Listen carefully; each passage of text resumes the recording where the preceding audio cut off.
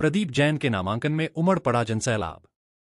झांसी में हजारों की भीड़ के साथ शक्ति प्रदर्शन करते हुए इंडिया गठबंधन के प्रत्याशी पूर्व केंद्रीय मंत्री प्रदीप जैन ने अपना नामांकन पत्र जमा किया। इंडिया गठबंधन के झांसी ललितपुर लोकसभा प्रत्याशी प्रदीप जैन आदित्य ने लक्ष्मी गेट बाहर स्थित सिद्ध पीठ मां काली के मंदिर में मत्था टेकने के बाद मानिक चौक स्थित क्रांतिकारी चंद्रशेखर आजाद की प्रतिमा पर माल्यार्पण कर अपना नामांकन जुलूस निकाला। जुलूस में युवा जवान, बुजुर्ग, महिलाओं की खासी भीड़ देखने को मिली। जो आम जनता के मुद्दे हैं, आप देख रहे होंगे कि मेरे हाथों में वो पवित्र ग्रंथ है, जिस ग्रंथ की रक्षा के लिए राहुल गांधी ने पूरे देश के अंदर यात्रा की। अखिलेश जी ने ललकार के कहा कि कोई इसको छू भी नहीं सकता। भारत का संविधान जो बाबा साहब भीमराव अंबेडकर ने लिखा था, आज 400 के पार सीटों की बात कर रहे हैं। उनके मुख्यमंत्री कहते हैं कि हम 4000 सीटें लाएंगे, सब कुछ लूट लो आप। लेकिन बाबा साहब भीमराव अंबेडकर के संविधान को हम लोग बदलने नहीं देंगे। हम आज बुंदेलखंड के अंदर देखते हैं संवैधानिक जो अधिकार मिले हैं, लोगों से कहा जाता है कि इंडस्ट्रियल ग्रोथ सेंटर बना, इसमें फैक्ट्री लगेगी, नहीं लगी। डिफेंस कॉरिडोर के अंदर घास फूस खड़ी है, सालें हो गई, हर साल एक जुमला चलता है। एयरपोर्ट में भूमाफियाओं की जमीन बढ़ाने के लिए हर बार एयरपोर्ट की जमीन बदल जाती है। 2013-14 में हमने जमीन फाइनल करा दी थी, लेकिन हर बार लाभ पहुंचाने के लिए कभी यहाँ एयरपोर्ट बनेगा, कहीं यहाँ एयरपोर्ट बनेगा। विकास नहीं हुआ। विकास सांसद जी का खुद का हुआ, उन्होंने खुद इसको स्वीकारा है कि हमारी पूंजी 80 करोड़ रुपए बची। आज गरीब जनता की पूंजी कितनी बनी? इतने सारे लोग बने, चाहे वो वकील हो, चाहे डॉक्टर हो, इंजीनियर हो, छोटा दुकानदार हो, सब कर्जे में है।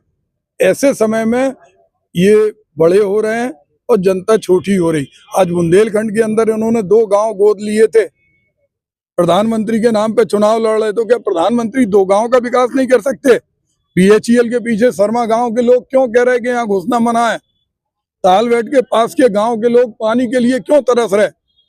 ये जो तड़प है, ये जो लोगों के अंदर बेचैनी है, ये इस बात का प्रतीक है कि वर्तमान में लोग परिवर्तन चाहते हैं। लोग चाहते हैं जो उनके सुख दुख में 24 घंटे साथ रहे, हम उसे चुने। क्या एक ड्राइवर का बेटा दूसरी बार सांसद नहीं बन सकता? ड्राइवरों के लिए आपने काला कानून बना दिया था। हमारे पिताजी एक ड्राइवर थे।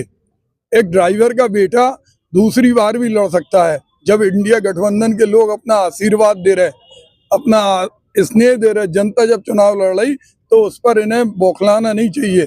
इनको इस तरह की भाषा नहीं बोलना चाहिए। जिस तरह की भाषा बोल रही, उन्हें जवाब देना चाहिए। अगर उन्होंने 10 लोगों को भी रोजगार दिए हो, आज 1000 से ज्यादा लोग कहीं लाइट पे धरना देते हैं, कहीं कचहरी में धरना देते हैं, वो चाहे रेलवे के पानी वाले हों, चाहे ग्रासलैंड के स्ट्राइक। सरकार तो बराबर दावे कर रही है कि हम साथ है जनता के।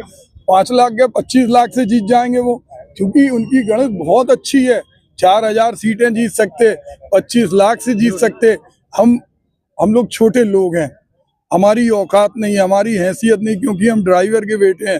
वो उद्योगपति परिवार से हैं। 80 करोड़ रुपए 5 साल में हमारी नहीं है। हो सकता उनके पास कोई जादुई चिराग हो, लेकिन मैं ये मानता हूं कि हम लोगों का संघर्ष जीत और हार से ऊपर है।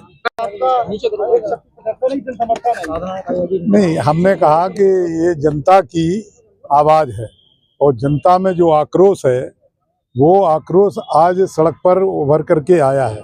और मैं समझता हूं कि ये आक्रोश लोगों को दिन प्रतिदिन बढ़ता जा रहा है और 20 मई को ये निश्चित रूप से वोट में परिवर्तित होगा और भारी मतदान होगा और भारी वोटों से भाई प्रदीप जैन जी इंडिया गठबंधन के प्रत्याशी जीतेंगे।